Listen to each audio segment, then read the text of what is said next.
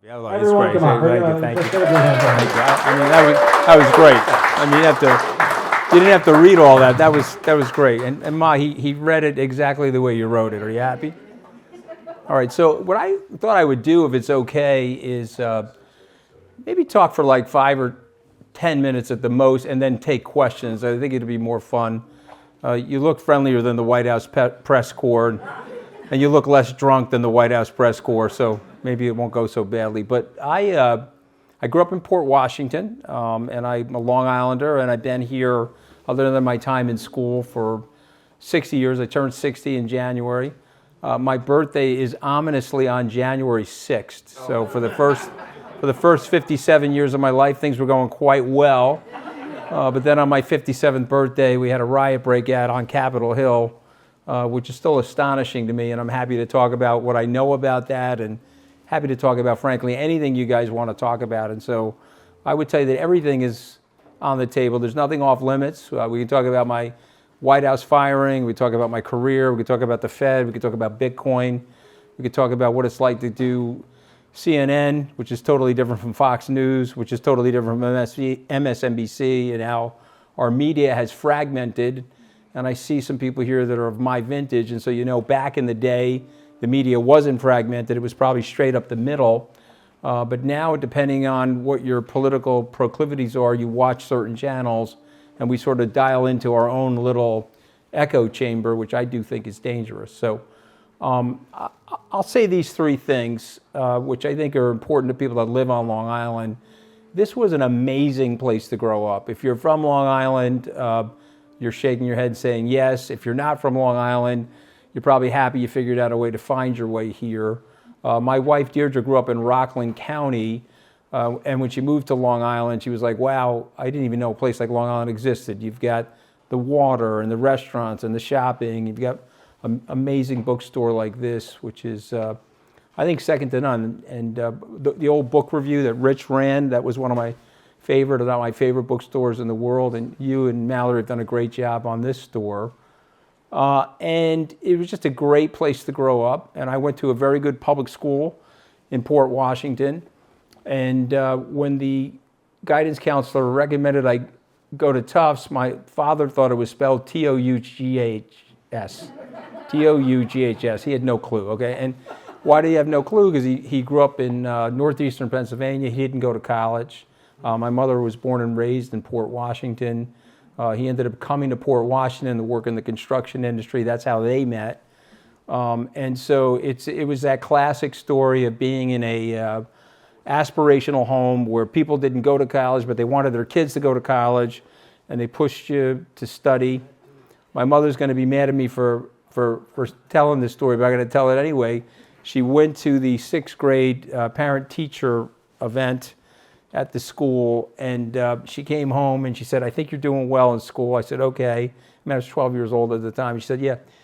He says you've got some Q thing going on. I'm not exactly sure what he said. It was a Q thing, but it was really good, the Q thing. So I went back to school and I said, my mother really didn't understand what you were talking about. She said, no, you took an IQ test. You have an high IQ. Okay. You remember this, Ma? I know you remember this because I still tease you about it. And so I ended up doing well in school. I got into Harvard. When I was at Harvard, a couple interesting people were there. Barack Obama was there. Neil Gorsuch was there. He went on. I was the underachiever in the class. Barack went on to become president. Neil Gorsuch became a Supreme Court justice. But it was a really exciting place to be in the 1980s. Learned a lot there. And I took my first job at Goldman. I spent 7 years at Goldman. And then I started my first company at the age of 32. And so for me, I basically just wrote down that if I could pay my school debt off, I would leave and go start my own business. I always wanted to have my own business. And so I paid my school debt off on Memorial Day weekend of 1996. The Goldman year ended on December 1st. I left on November 30th and started my company December 1st, 1996. It went well, sold that business. But had I ended up in politics, this is sort of like the weirdest story of all. These are the things that happen to you when you're planning other things, right? God is laughing at your plans. You're planning something, God's laughing. I went to Goldman and I ended up in the private wealth area, or they call it private banking now. And they said, okay, here's a desk, here's a phone, here's business cards. Go out and introduce the firm to wealthy people. And the problem is I didn't really know a lot of wealthy people. And so I was trying to figure out a way to get access to these people. And one of the ways to do that, frankly, was through politics, because I hadn't learned how to play tennis, and we didn't belong to a country club when I was a kid, and I didn't know how to swing a golf club. And so one of the ways to access this was through politics. So in 1993, I wrote a $250 check to Rudy Giuliani. Young Republicans for Rudy Giuliani, and then something really good happened. This was before Rudy went full-on Meshuggah. We'll talk about Rudy if you want, but I went to work for him. He won the election, and that was a really big moment for me because I was close to him, and he helped me meet people and helped me grow my business. And this is a classic Rudy story. He introduced me to George Pataki. Some people here will remember Governor Pataki, 12 years as governor. And then in 1994, he introduced me to Governor Pataki. He endorsed Governor Pataki. And then in 1994, he switched endorsements over to Chris and Andrew Cuomo's dad, Mario Cuomo. And I said, why are you doing that? Well, I don't think George is going to win, and I got to have a good relationship with the governor. And I can tell you that George Pataki wasn't happy about that. And of course, he went on to win. Those guys didn't talk for 2 years, and there were a couple of us young guys trying to put them together. But they were a successful team for New York. The quality of life in New York was tremendous under Giuliani and Pataki. And then they introduced me to Bob Dole. I worked on his campaign. They introduced me to George W. Bush. And so I was a garden variety Republican fundraiser, and I worked for Mitt Romney. And then the Republicans got mad at me because I wrote a check to Barack Obama in 2008. Why did I do that? He was somebody I knew in school, and he asked me for a check, and I went to the fundraiser, and I said to him, I said, Senator Obama, I said, we didn't know each other super well in school, but I've got a check for you for your campaign. I want to lie to everybody and tell them that we were best friends in law school. And Barack Obama looked at me and said, I'll tell you what, he said, you double the amount of the check, we'll take it back to Hawaii. It was a great Obama line. But the Republicans were mad at me because I gave him some money, but he was a friend, and I thought it was the right. I've been to more Barack Obama Christmas parties than Donald Trump Christmas parties at the White House. But why am I telling you this long threaded story? Because it's a series of improbable things. In 2015, I got a call from Donald Trump.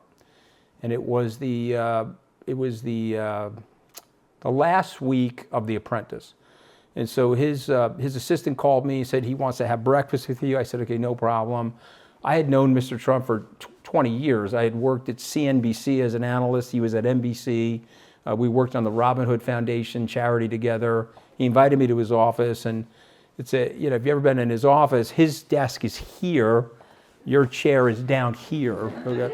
And you're looking up at him.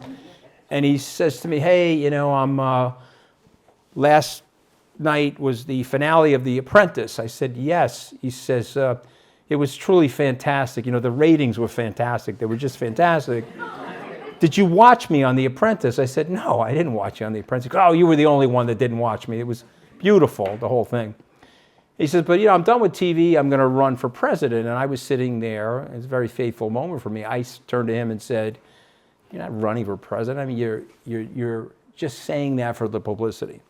And then he said something to me. He said, well, no, I'm running for president. And when people start taking me seriously, I'm going to shoot up to the top of the polls, and I'm going to win the presidency. And I want you to come work with me. And so I looked at him and said, well, I'm with Jeb. It would be disloyal for me to, break with Jeb. I know the Bush family a long time. I worked with Jeb at Lehman Brothers, and so I'm with Jeb. And he said to me, Jeb's got low energy. And everybody knows, because he's the best nicknamer in the world. When I started nicknaming him on Twitter, he got upset with me. We'll talk about that later. But once he started with me, I'm a New Yorker, so I started right back. I think I called him the fattest president since William Howard Taft. He got very upset at that. But we're there. He says Jeb has low energy, and he says, I'm going to knock him out of the race. When I knock him out of the race, will you come work with me? And I said, sure, I'll come work with you. Would that happen? And I did. And I'm going to tell you something, because we got another election coming up. I saw something on the Trump campaign that I want to explain to you because I think it's an important thing about the country.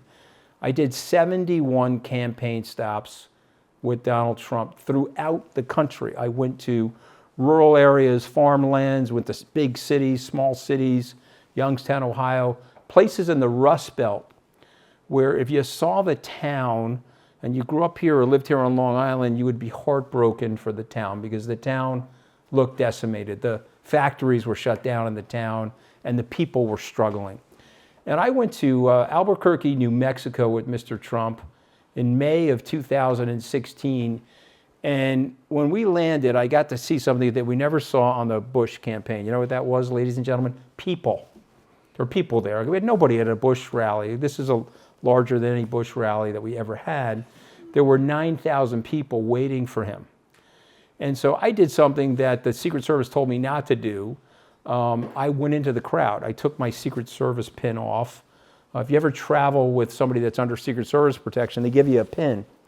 You say, well, what's the pin for? They said, well, you know, if the shooting starts, we recognize the pin, we won't shoot at you. I was going like this with the pin. And I was like, oh my God. All right, so I took the pin off, put it in my pocket, went into the crowd, and I started talking to people. And I'll share this with you because I share this with a level of pain and a level of empathy for these people. We took families in the country that were aspirational. Some of them were here on Long Island. Blue-collar families that were aspirational. They wanted their kids to do better than themselves. And what I witnessed on that campaign were a lot of people that went from blue-collar aspirational to blue-collar desperational. And one gentleman said to me, I said, why are you here, sir? He said, I'm here because I lost my job. He said, my dad lost his job. They shut down the factory, but he was there 30 years. He's got a pension. I was there for only 12 years. I lost my job. I'm delivering Domino's Pizza. I'm working at Lowe's, the home improvement store, and I'm trying to make ends meet. And then he said something to me that I'll never forget. I'll share it with you. He says, you think you're in New Mexico, Anthony? He says, it's not New Mexico. He said, you know what New Mexico is? That would be Mexico, because that's where the factories moved to. If you really study the North American Free Trade Agreement, 65,000 factories left the country. And so I'm telling you, we've got 20 to 25% of the country that is disaffected from the system. They're upset. They feel that they're not getting a fair shake. They don't like big pharma. They don't like big food. They don't like Wall Street. They don't like the media. And they're upset. And so whether you like Mr. Trump or you don't like him, he did identify that. And I am not embarrassed to admit this to you guys. It doesn't reflect well on me, but I didn't see it. Because I grew up in a nice neighborhood, reasonable enough, middle-class family, went to Tufts, Harvard, went to Goldman, worked in the hedge fund community, and I started hanging out with people that had money, and I started to get the collective biases of those people, and I didn't have a ground wire down to the people that were really hurting. And so I learned a lot on that campaign. He then did something that none of us expected. He won the election. Okay, and I'm telling you, none of us expected it. Steve Bannon, Jared Kushner, Donald Trump himself. I can tell you on the 8th of November at 6 p.m., once again, I was in his office. He looked at me and said, what are you doing tomorrow? I said, what do you mean, what am I doing tomorrow? He says, well, I know what I'm doing. I'm fueling my plane. I'm moving the plane from LaGuardia Airport over to JFK. I'm flying to Scotland to my new golf course. And here was the quote, I'll never forget it, let her have her day in the sun. Meaning he thought she was winning. He didn't want to be in the country. He wanted to get out of the media attention and go play golf. He said, so what are you doing? I said, I guess I'm going back to work. So that night, that was 6 p.m. By 10:30 that night, the mayor who I worked for, I was sitting on a couch at the Hilton Hotel in the VIP area for our donors, and Mayor Rudy Giuliani looked over at me and said, he's going to win Florida. I said, well, why are you saying that? The results are not in yet. He goes, no, I know those precincts. Those are all white-collar precincts. They vote late. They're not going to be able to release those precincts until an hour from now, half hour from now, he's going to win Florida. There was a needle back then. New York Times had this needle. They had it pointed towards Hillary Clinton, and it was going like this through the night, and it ended up on Donald Trump. It was 2 o'clock in the morning. We were helping him write a speech. He gave the speech. He asked me to join the transition team, and I did that. And I then entered into a world that I didn't fully understand, because politics is totally different from Wall Street. In Wall Street, we like money. You guys know that we like money. And so if there's money involved, everybody's incentivized. As an example, you may hate my guts, but if there's $1 billion on the table and you're told you have to fake to like me for the next 3 months to get $500 million, you're going to fake to like me. But in Washington, there's no green team. And they go after people in a way that I have never seen in my life. And I actually, to be totally candid, was not prepared for it. So I had Reince Priebus and Steve Bannon. You may have heard of these names. These were quite the characters, these two. Reince was more like a howdy-doody guy. He was from Wisconsin, and he would like pretend that he was Richie Cunningham from Happy Days. But it was really, I used to call him, the Costa Nostra from Wisconsin. I mean, that's literally what he was. And so he'd be nice to you, to your face, and then he would get a journalist to write a bad article about you behind your back. That's Washington. Steve Bannon, I mean, what you see is what you get with him. He's a very malevolent guy, and he's a white supremacist, and he believes in walling off the country, literally and figuratively. And when I got fired from the White House, he got fired on the same day as me, which was one of the proudest moments of my life, to be honest, because when General Kelly fired me, and I'm actually very good friends with the general and his wife, he said, yeah, I'm firing Bannon too. I said, well, good. Well, then my job is done, because you don't want somebody that crazy, that close to power. And Bannon's view of the world is to wall the country off literally and figuratively from the rest of the world, take the country back to the 1890s when we were producing and consuming 97% of our GDP. It'd be very dangerous for the rest of the world. The United States cannot do that, whether you like it or not, whether you're an America First person here or however you think about the world. I can take you back to the era of isolation in the country where we hurt ourselves, because if we had stopped Adolf Hitler in the 1930s, we wouldn't have lost all those people. My uncle and my cousin's here, my mom's here. My uncle was on the beach 80 years ago tomorrow defending the world and defending democracy. And that's what we have to do. You're in the United States. This is what Lincoln called the greatest hope for mankind. This was an idea that's not based on a lineage. It's not based on a bloodline. It's not based on an aristocracy. But it's based on an idea. A group of people got together and said, we're going to make a very flat governmental structure, and we're going to give people opportunities from all over the world to come here and make their dreams come true. And so you don't want to ruin that. You don't want to wreck that system. So I'm going to fast forward a little bit. I got fired. We could talk about why I got fired. It's fine. But the truth is, they said I got fired because of what I said about Steve Bannon. Some reporter reported. That's not why I got fired. I was fighting with Mr. Trump over two things. One was the release of the Kennedy assassination documents. I read through the whole file, and I did not want the documents released, primarily because it would explain to our adversaries how to kill our human intelligence agents on the ground around the world. And I didn't want that to happen to our human intelligence agents, to prove some conspiracy theory that doesn't really matter in the context of where we are in 2017, or at least at that time. The second thing that happened to me, and this is a bizarre thing, but I'll share it with you, is he wanted to veto the Russian sanctions bill. And we were flying on Air Force One to Youngstown, Ohio, and you may or may not remember this, Paul Ryan passed legislation to sanction Russia for their interference in the election. We didn't collude with the Russians. That's where James Comey and I were fighting. I had to go testify before the Senate Intelligence Committee, and I said to them, we weren't even colluding with ourselves. How the hell were we going to collude with the Russians? I mean, we were at each other's throats the whole campaign. But the Russians were interfering. They were using social media and different methodologies to interfere in the election. And so Paul Ryan got the sanctions bill passed, and then Mitch McConnell got it passed in the Senate. But Trump didn't like the sanctions bill. He's got this love affair with Vladimir Putin that I still don't understand. We're on Air Force One. We're in the office. He says to me, you're my communications director. I'm going to veto this sanctions bill. I want you to come up with some talking points for me for tomorrow, and you're going to have to address the press yourself. And I looked at him like I had just eaten a shit sandwich. He looked back at me. He says, why are you looking like that? I said, well, listen, how do you want me to talk to you? You want me to talk to you? You're the president now, and everybody in this plane is being very obsequious towards you. Or do you want me to talk to you the way I talked to you on the campaign as the entrepreneur that I am? And you know, how do you want me to talk to you? No. Go ahead. Tell me what you really think. I said, well, this bill is going to get overridden in the Senate. You're going to sign the veto.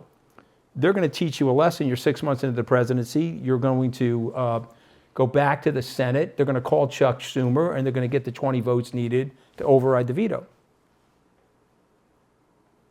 They can't override my veto. Well, guys, that's 8th grade social studies, right? So now I'm telling the President of the United States, no, they can override your veto. He looks at me, he says, they can't override my veto. I said, okay, listen, they can override your veto, okay? He said, oh, you're a smart cookie, you went to law school. Let me call Don McCann. So he picks up the White House operator. It's one of the coolest things about that plane, okay? You have a 40-person comms team in the bubble on the top of the 747. You can call anybody, any place in the world at any time, every single channel that's being broadcast anywhere in the world. You want local news in Iowa, you can get it on Air Force One. You want local news in Beijing, you can get it on Air Force One. He picks up the phone, he calls McCann, and he says, Scaramucci's telling me that these guys could override my veto. Is that true? That this poor son of a bitch was so nervous on the phone with him. He said, yeah, it is true, Mr. President. He hangs up the phone. He says to me, you're a smart cookie. Okay, we go to Youngstown, Ohio. We do the rally. We come home. 6 o'clock in the morning, I'm back at the White House. Jared Kushner's knocking on my door. He says to me, how the hell did you get Trump to sign that bill? I said, well, I explained this to him. He looks, you can't do that. I said, what do you mean I can't do that? He said, you can't tell Trump something that he doesn't know. He's so insecure that if you tell him something he doesn't know, he's going to think you're going to be at the Next Chapter Bookstore someday telling people he didn't know it. And he's going to be really, really upset about it. And you can't do that. You're going to get fired. You got to stop doing that. On Saturday, he was laughing about the comment that I made to Steve Bannon, but he said something to me, and I knew I was getting fired. He says, you know, you're a deep stater. I said, I'm a deep stater. I grew up on Long Island. I've been to Washington. I'm here 11 days in Washington. I think I came here once on a school field trip or something like that. I said, I'm a deep stater. He goes, yeah. He goes, I thought you were a MAGA guy like me. You're a deep stater. I said, Mr. President, I took an oath to the Constitution. I also took an oath to the office of the presidency. And so the decisions that are made here have to reflect the institution of the presidency, and they have to reflect the best interests of the American people. And some of the stuff that you want to do is not in the best interest of the American people, and it's my job to tell you that. 2 days later, I get fired. But General Kelly faced that. 18 months after he started the job, he got fired. And I can go through the list of people. And there are probably some Trump supporters here, and I respect everybody. I'm not a binary person. I understand why some people would support him. But I'm just going to say this, and then I'll take any question. There are 40 of us that worked like this with him in the White House, flown on Air Force One, worked with him on the campaign, read the intelligence documents and reviewed them before presenting them to him.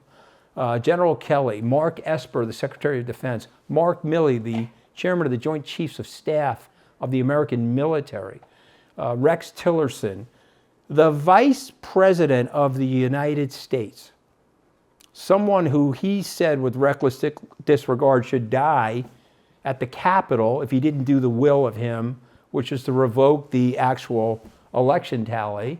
The Vice President of the United States, Mike Pence, the former governor from Indiana, said under no circumstances ever would I support Donald Trump. He was on the ballot with him twice. So there are 40 of us, and I would just say this to you, if let's say 40 of us worked at a pharmaceutical company, and we said to you, okay, we're inside the pharmaceutical company, the pill they're making is going to kill your family. You taking the pill?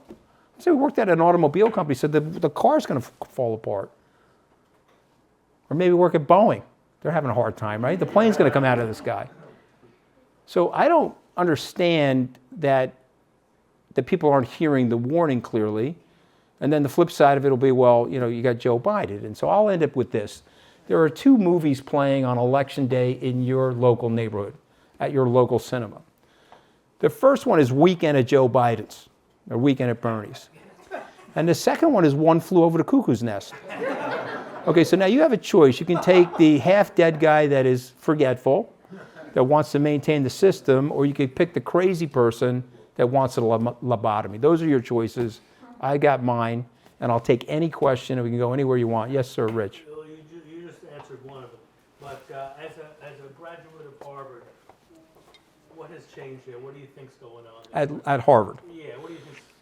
Yeah, it's a good question. So it's not just Harvard. I would say that the elite schools, the Ivy League colleges, and some of the other mostly Eastern elite schools, it has been a gradual decline in what I would call the moral compass of those schools. And so there's an expression, and I don't want to get overly esoteric, but there's an expression called moral relativism, and there's whataboutism. And so if there are grievances, the Palestinians do have grievances. I'm not saying they don't. It's never when there's a fight, it's never 100% zero. It's never that. Okay, but do they have grievances where they can cross the border of a sovereign nation recognized by the UN and kill 1,300 people and rape, massacre, and behead people? They don't have that right, I'm sorry. They just do not have that right. But you have a university now that is moving down the chain of moral relativism, and they're always searching for the other side's part of the story. We had slavery in this country. Slavery is a horrific thing. However, there have been slaves for thousands of years around the world, and the word slave actually comes from Slavic. Okay, these were white slaves that were captured in the Roman Empire. And so I'm not here to justify slavery. Absolutely a horrible thing. We had slavery. It's wrong. But it's impossible for us to redress the past by litigating it here in the future. And I would make the recommendation to people that we go forward and handle people with tenderness and kindness, and we go forward, but we can't really redress it and go back. That would be whitewashing history. But the universities don't want to do that. They want to whitewash history. The Washington and Lee University, it's a very funny story of mine. I was invited to speak. They have a 25 student committee. They get to pick the guest speaker for the parent-teacher conference. And so I just got fired from the White House, and they picked me. And the university didn't want me because I was working for Trump, and there's a very left-leaning group in the university. And so the president said, we don't want him. So the students went out and got 800 signatures. And so they got their way, and they got me, and I went to the old chapel, one of the oldest schools in our country, and I spoke. At the end of the thing, somebody asked the question, Rich, similar to the question you're asking. Behind you are two portraits. One is of George Washington. The other is Robert E. Lee. Both of these men are slaveholders. Should we drop the names Washington and Lee from the university because these two men were slaveholders? And I said to those students, and I'll say it to you, and I would say it to the Harvard president if he asked me, okay, they did things that we think, from the hindsight of history, is morally repulsive. And I do think it's morally repulsive. But I said to those students and those parents, how many of you have driven in a car? How many of you have flown in a commercial aircraft, private or commercial? And then all the hands went up, and I said, okay, 300 years from now, they're going to judge us. And they're going to look back on us, and they're going to say, these were terrible, terrible people. You know, from 1850 to 2250, that was the dirty years. That was pre-green technology for energy. And these idiots that lived during that era destroyed the environment. You know, let's take that guy's statue down. You know, he was a Nobel Prize winner, he cured cancer. Take the statue down. Let's do this, let's do that. You see what happens? You've got this moral relativism. And so Harvard is really suffering from this. The best thing I can say about Harvard, the school I went to, and others, is the money has stopped. So there are people that have gone to Harvard and said, I'm used to give you money, I'm not giving you the money anymore. Mark Rowan, who's the CEO of Apollo, he had a $50 million pledge outstanding to the University of Pennsylvania. He said, I'm very, very sorry. The president of the University of Pennsylvania is an anti-Semite, as evidenced by what she allowed to have happen on this campus after the October 7th massacre. And I am not giving you the $50 million, and I'm calling upon all my other friends to cut their aid. They got it up to $900 million. and then the school was forced to remove the president. And so I'm hoping that they've gotten their bell rung by this stuff, and I hope they return to something that's more normal, because everybody in this room knows right from wrong. If I say to you that the terrorists are coming to the United States and they're going to kill a population equivalent, that's 55,000 people. They're going to rape, massacre, and behead 84-year-old women, 3-year-old children, and they're going to come into the United States, and we have the video of it. What is the United States going to do in a situation like that? I'd just like to ask people in the room. Oh, let me just tell you a story about the United States. On the 7th of December, 1941, the imperial forces of Japan bombed Pearl Harbor. They killed 2,700 Americans and people that were working for America that were Hawaiian citizens. The United States retaliated by killing 9 million Japanese, and we dropped 2 atom bombs. Again, I'm not saying these things are right, but I'm telling you right now, a nation, a sovereign nation that's invaded has a right to defend itself. Now, I get lit up on all types of social media when I say that. And I took the IDF film, I screened it in Davos, Switzerland at the World Economic Forum, and about 2 weeks ago, I screened it in New York at a private theater for a group of executives and we invited university presidents to the screening. So you got to see what happened, and then you got to ask yourself, are you going to allow students on private property to sing the support of Hamas? Is that what you're going to do after what you just saw happen? And I'll say something that Bill Maher would say. You want to live in Hamas? You want to have a summer internship in Rafah? Or would you rather have the summer internship in Tel Aviv? Okay, run the country right, okay, and be part of the international community, or you're going to get attacked by people that are attacking you. They do have the right to defend themselves. That's my point of view. So why you should never go into politics, because you piss 50% of the people off, but that's my point of view. Yes, sir, Anthony. Anthony's my publisher back there. You've done a good job, Anthony. My mother loves the picture on the front of the, it's like my yearbook picture made to look older. Very good job, Anthony. Say as a publisher, this is the first time that the mother had approval of the cover. Yeah, well, there you go. Do you feel that New York may lose its standing as the financial capital of the world? Yeah. So I don't know if everybody heard it, but I could hear it. Is the New York losing its standing as the financial capital of the world? So listen, I can tell you that we have faced this crisis before. We faced it in the 1970s. New York filed for bankruptcy. The city of New York had to file for bankruptcy, and they reset their bonds. We faced the crisis in the late 80s. I don't know if you remember Mayor Dinkins, but we had very high crime, very high homelessness. He beat Rudy Giuliani in 1989 to win, but he lost to Rudy Giuliani in 1993. From 1993 to 2013, we had 20 years of exemplary executive management of the city of New York, and we got very lucky. We got George Pataki for 12 of those years. And so this was a very moderate approach. They cut some taxes. They restored the health and safety of the city and the quality of life in the city. And the city was teeming with really good data on the economic dashboard of the city. Tourism was up, hotel rates were up, occupancy rates were up, the stock market, the financial services community, advertising, all benefiting from this. In 2013, Bill de Blasio took over. By the way, he hijacked that name. His name is like Wilhelm Blythe, but he hijacked that name from his one of his grandparents, because he knew that would give him some cover in the Italian community. And he ran for mayor, and he began a process of destruction of the city. And I can take you through everything that he did, but he more or less unraveled what Rudy Giuliani and Mike Bloomberg put in place.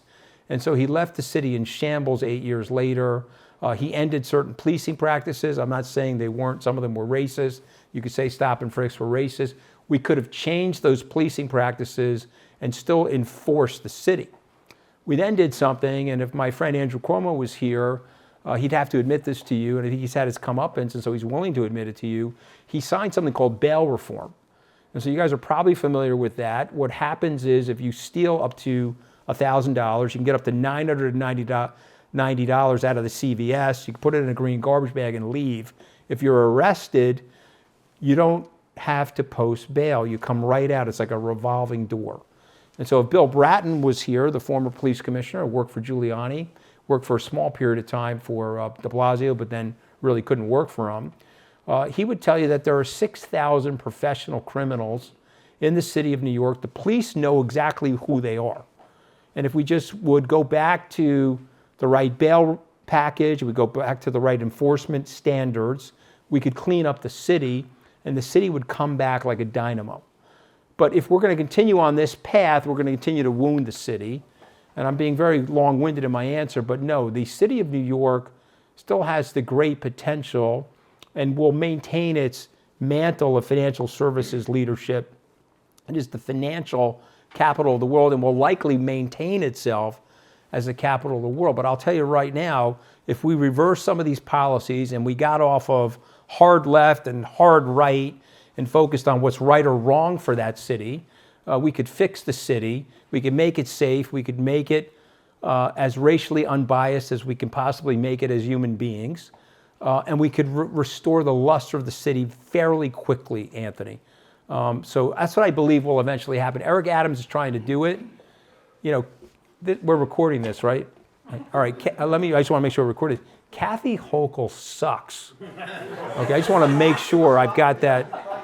I'm sorry? I just want to make sure I've got it recorded, so if somebody picks it up and say, oh, Scaramucci was at the next chapter, he said... She did something right today. She did away with congestion. But she only did that, okay, she only did that because she fears that Andrew Cuomo is going to enter the race in 26 and primary her, and he dropped an op-ed this morning that said, I have reflected on this congestion pricing. So you see, what happened to Andrew is he was trying to placate the hard left. But the hard left is not a group of people that can be placated. They saw Andrew as a threat. When he was at a podium like this talking about COVID and offering some sympathy to people that were dealing with the whole COVID issue, his popularity was rising.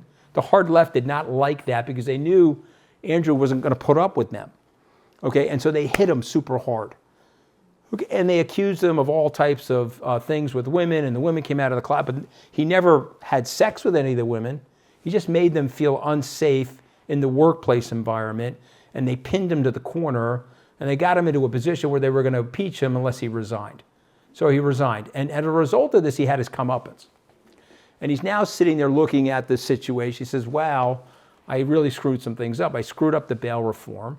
And he wrote an op-ed this morning. He said, I got the congestion pricing wrong. And if she doesn't reverse the policy, I got to become more active in the Democratic Party. And so he scared the lights out of her.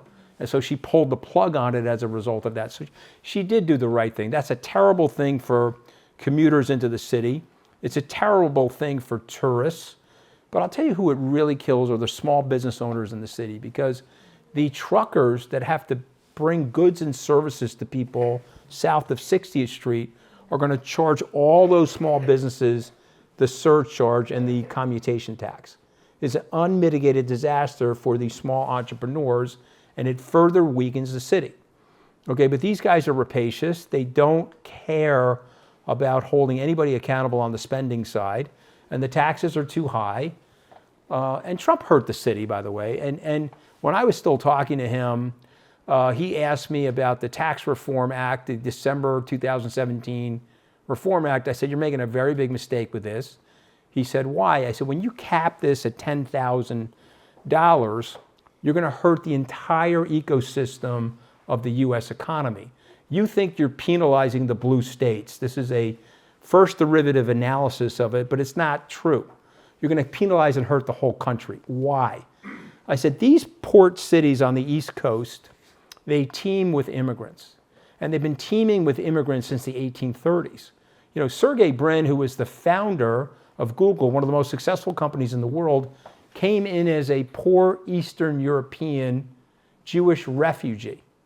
He went on to create the greatest, or one of the greatest companies in the world.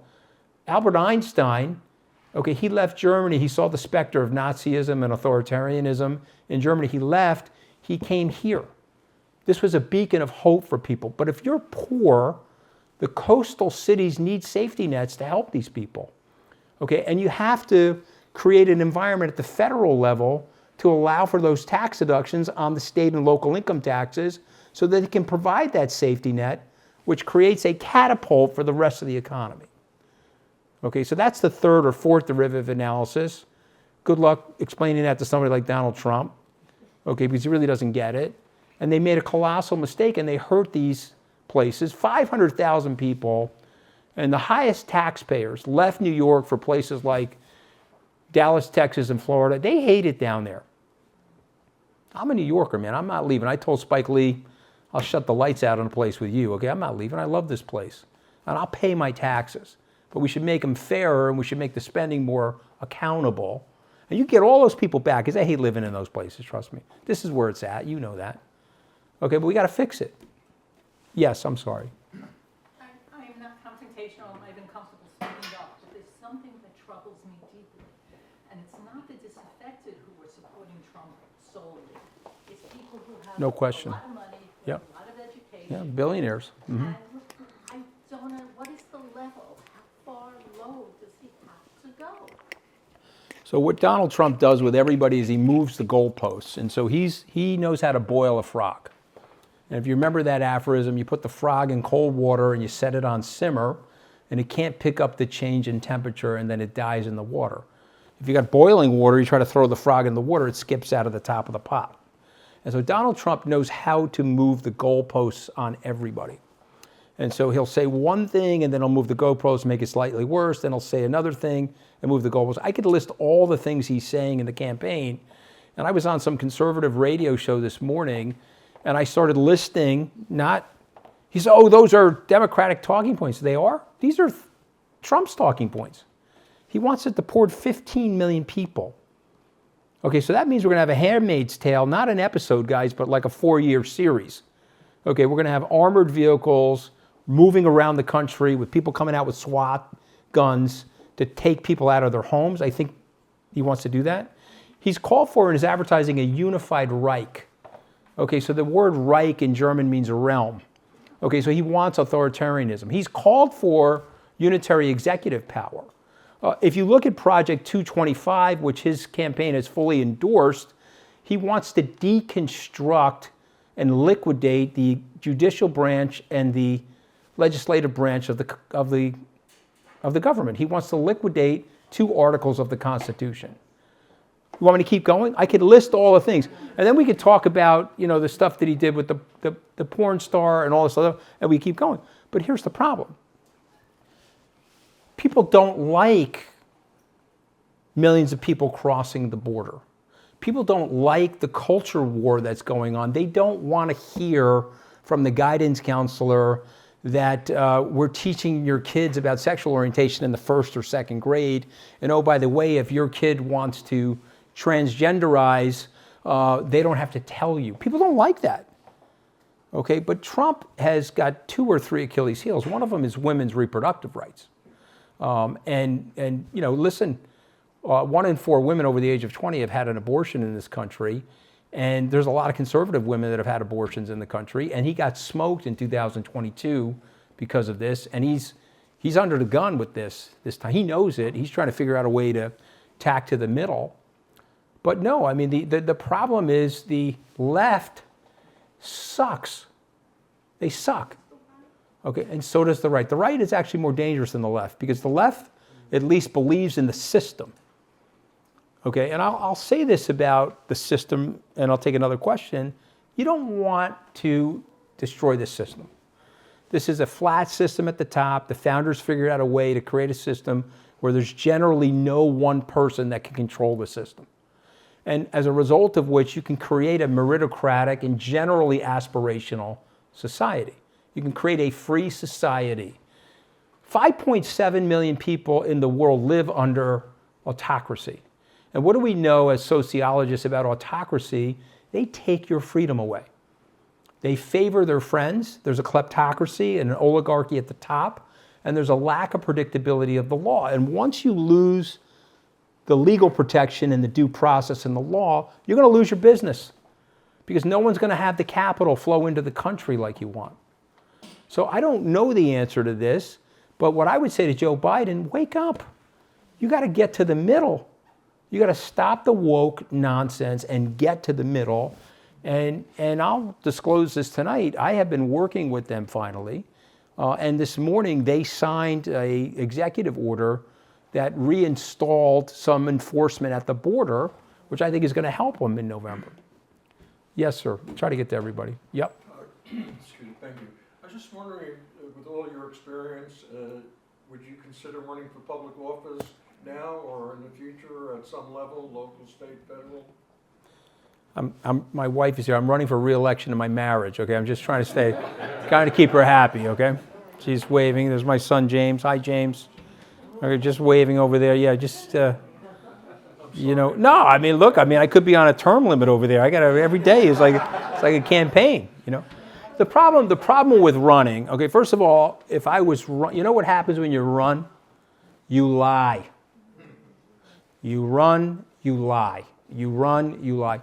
They lie. They lie all day. They get their consultants in front of them. You got to lie, lie, lie, lie.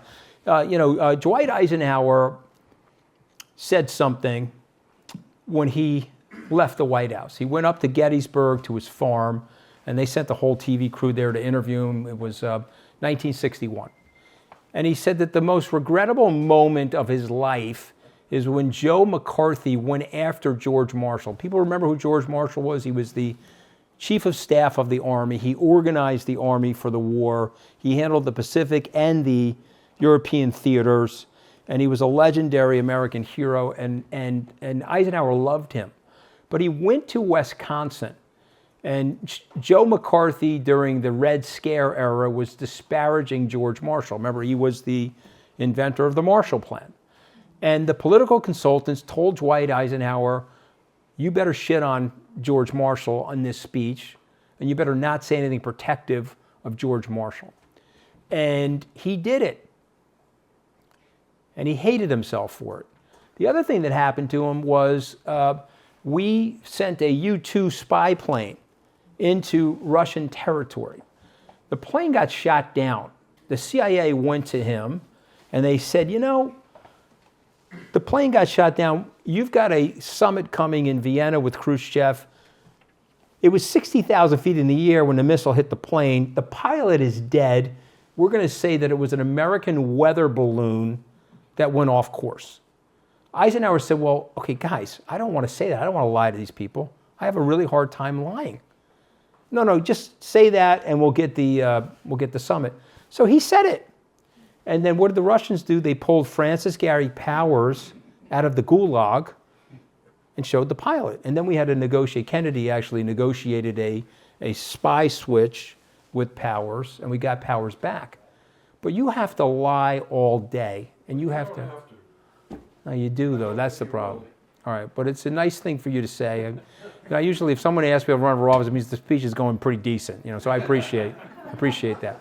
I'll take this question, and then I'll get to yours, and I'll get to everybody. Yep. Yes. Is Trump's appeal ultimately a white, Of course. Christian, Of course. national movement? Of course it is. That's So, the appeal. so here's the thing, you can't say this on television, but I'm going to say it at the next chapter, okay? Here's the thing. You're a white country? Yes, we're a white country. Okay, we have a democracy? Yes. Are there more whites than black and brown people? Yes. Okay, so the whites are going to run the thing? Yes. Okay, let's have a democracy. Okay, good. Okay, what's going on now? Oh, there's more black and brown people in the country? Yes. There's more Asian people in the country? Yes. Okay, so now wait a minute. If we have a democracy, the whites are not going to run the country? No, the whites may not run the country. You may end up with a Barack Obama or a black or brown competent politician to run the country. Okay, let's change the rules. We got to change these rules. And we got to make it almost impossible to have a democracy. Okay, and by the way, prove to me that I'm wrong. Prove to me that I'm wrong. You can't. Because what's happening is these people are buying catheters and walkers from Fox News commercial interruptions, and they're getting the chant going, and they're elderly white people that don't like the changes that are happening in the country. But that's un-American, because your grandparents got here or my grandparents got here, and there were people telling them to go back. The fight I got into with Trump was over that. He said to the 4 women of the squad, I don't agree with any of those women. Go back to the country you originally came from. Bill Maher turned to me on the show, what do you think of that? I said, I don't like that. He told my Italian-American grandmother in the 1920s to go back to the country she originally came from. That's American nativism. You don't want nativists running the country. Okay?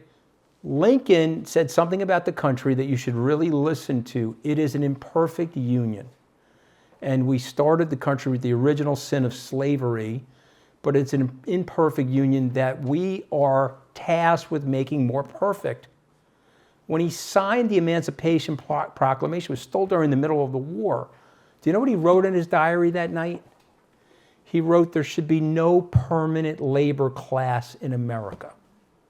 I want you to think about that because your grandparents and your great-grandparents understood that. So they left these aristocratic cultures in these sclerotic places where they couldn't get ahead. If their dad was a farmer, they were going to be a farmer. And they came to America to take up the promise of America because of what Lincoln said about America. You want to spoil that? You want to ruin that over this white Christian nationalism nonsense? I don't want to do that. And it's loaded with hypocrisy, by the way.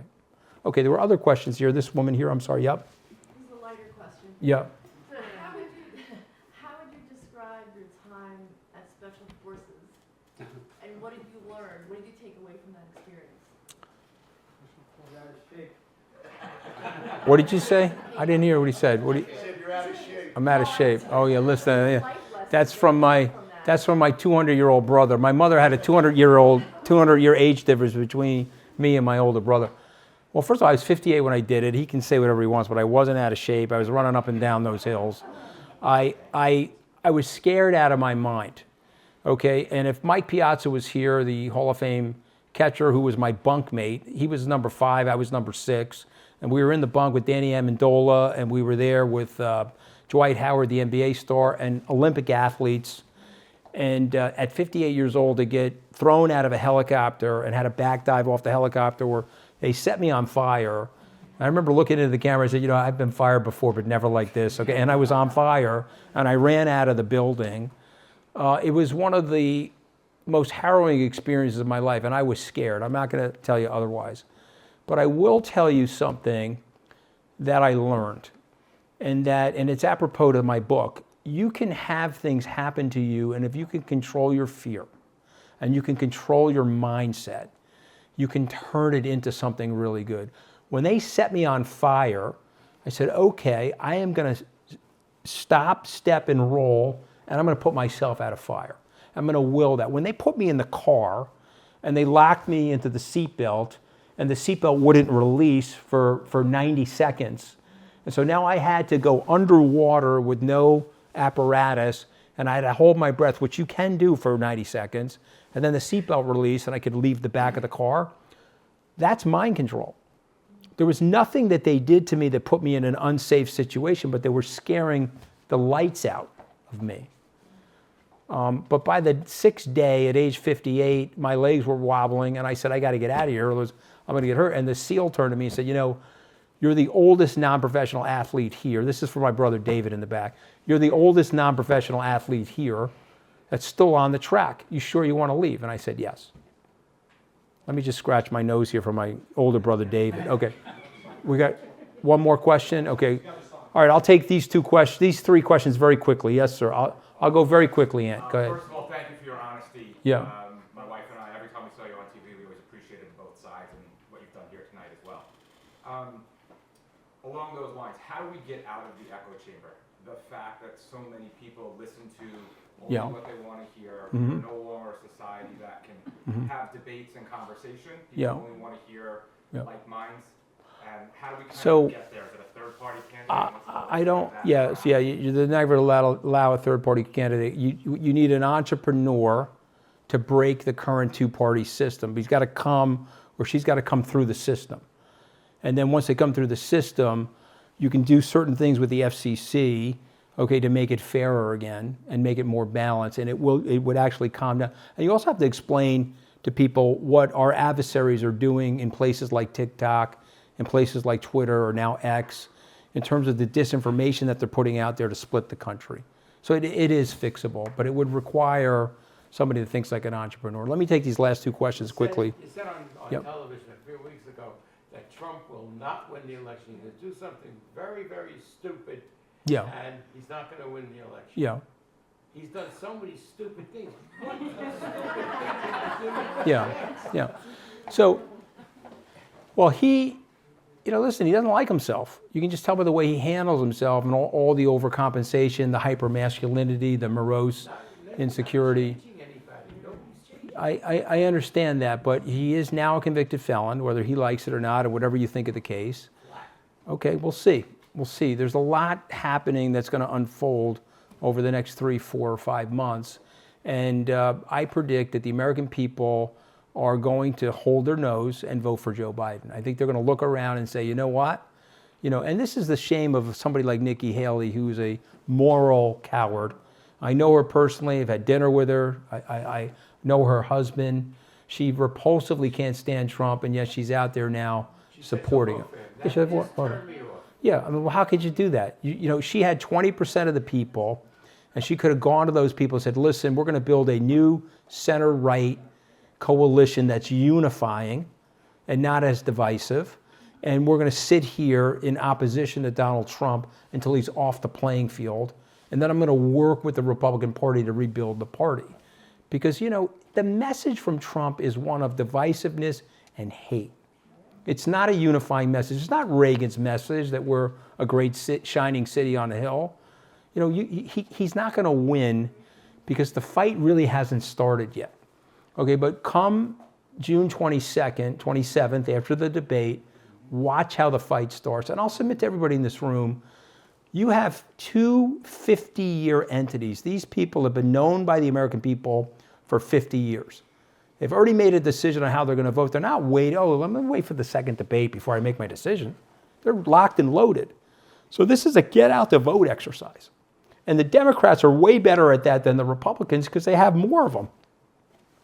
That last question, and maybe that one, Aunt, I'm sorry, and I'll keep going. Michael, I'll get to you afterwards because we're buds. Okay, go ahead. Sorry, I'm going to go back to policy again. Yeah, go ahead. Quickly.